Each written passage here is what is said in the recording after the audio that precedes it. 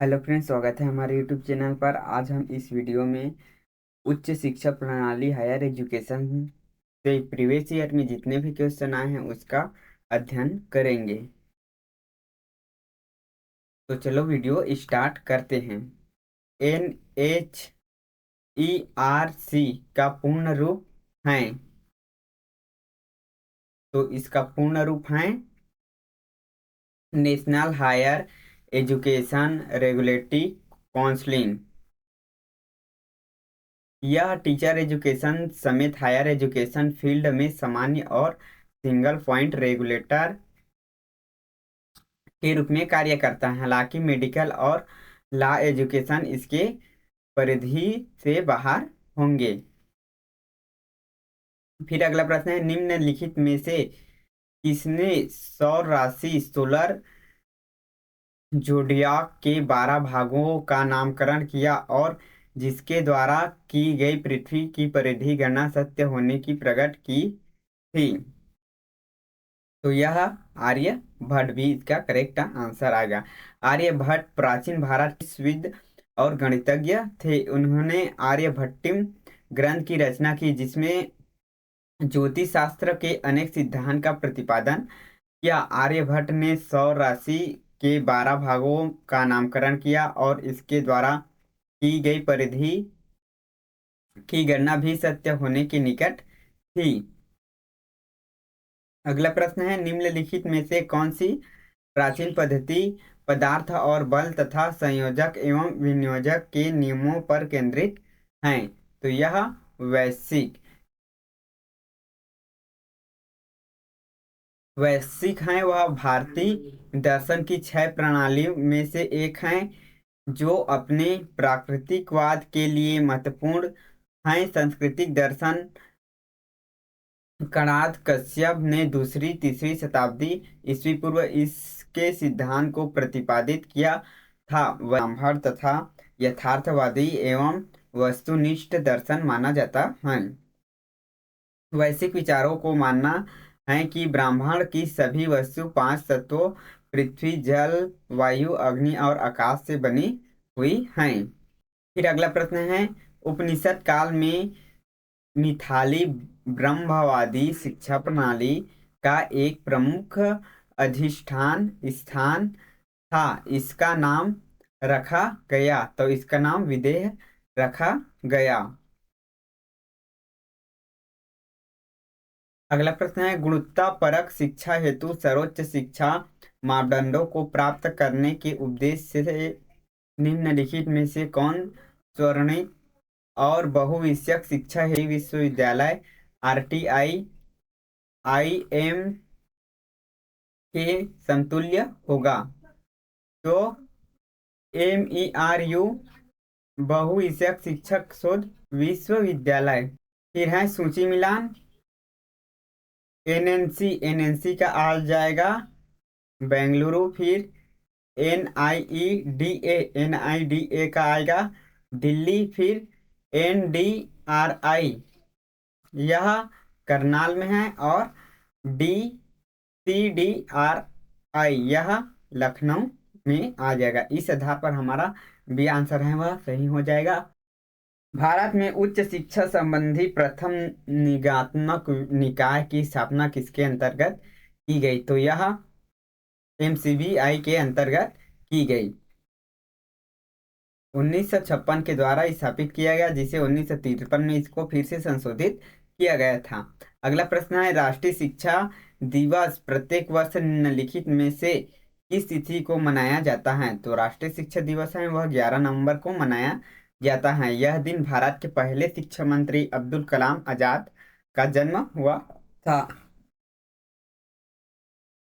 फिर अगला प्रश्न है, सूची मिलान।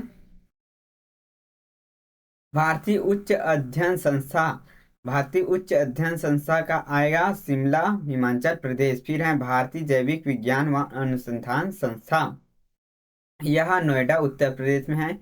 भारतीय मृत संस्था यह भोपाल में है। और चौथा है भारतीय गन्ना अनुसंधान संस्था, यह लखनऊ उत्तर प्रदेश में है। इस आधार पर हमारा सही आंसर है वह भी हो जाएगा।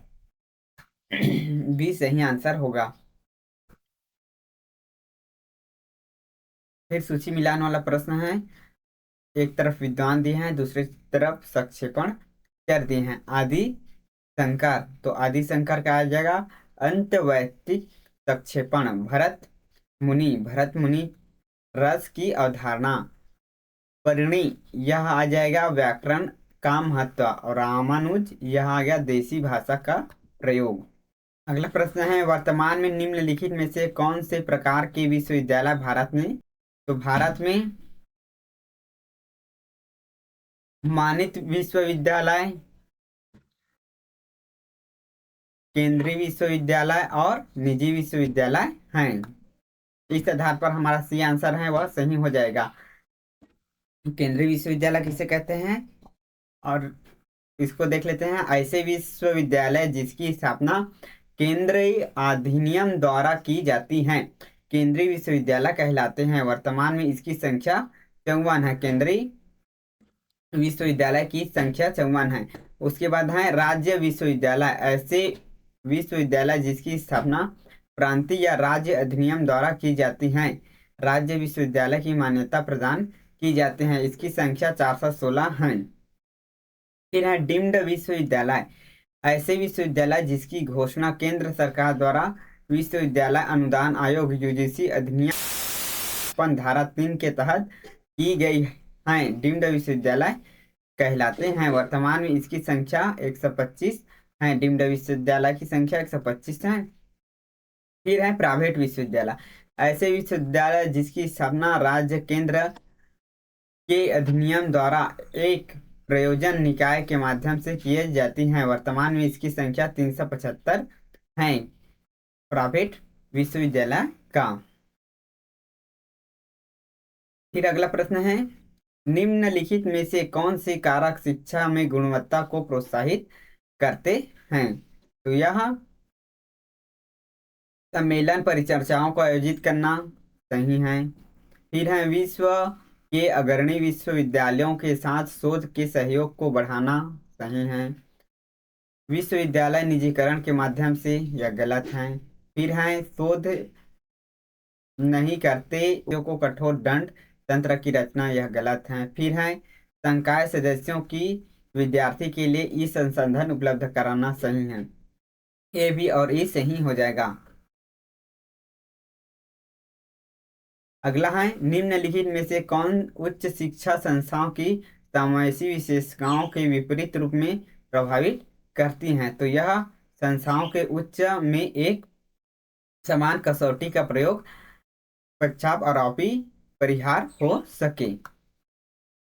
केंद्रीय विश्वविद्यालय संसद की एक अधिनियम द्वारा पारित किए जाते हैं।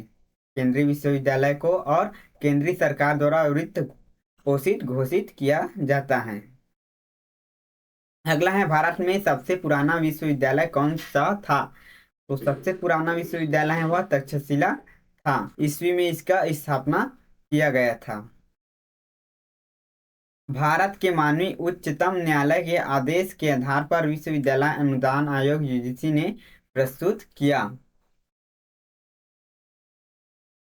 भारत माननीय उच्च न्यायालय के आदेश के आधार पर यूजीसी अनुदान आयोग ने अवसर स्नातक स्तर पर पर्यावरणीय अध्ययन मापदंड को प्रस्तुत किया था। फिर अगला है, मुक्त अधिनियम निष्ठ करता है, तो यह काल के स्थान समस्त नेता और मुक्त स्थान में अधिनियम, ये आंसर है वह सही हो जाएगा। फिर अगला है, ऐसी असमर्थता जिसमें बौद्धिक क्रियात्मक तथा अनुकूलित व्यवहार जैसे की अवधारणा सामाजिक प्रयोजन अनुकूलन कौशल पर्यवेक्ष होता है, यह महत्वपूर्ण परिसमन में देखा जाता है। असमर्थता, संज्ञात्मक दुर्लभता और है सामान्य अधिनियम असमर्थता, डी में करेक्ट आंसर हो जाएगा। फिर अगला प्रश्न है, सूची मिलान। NAAC की स्थापना यह हुआ था 1994 में, लेकिन इसमें उत्तर नहीं है, इस कारण इस प्रश्न को विलोपित कर दिया गया था। इसका आ जाएगा 1994 में।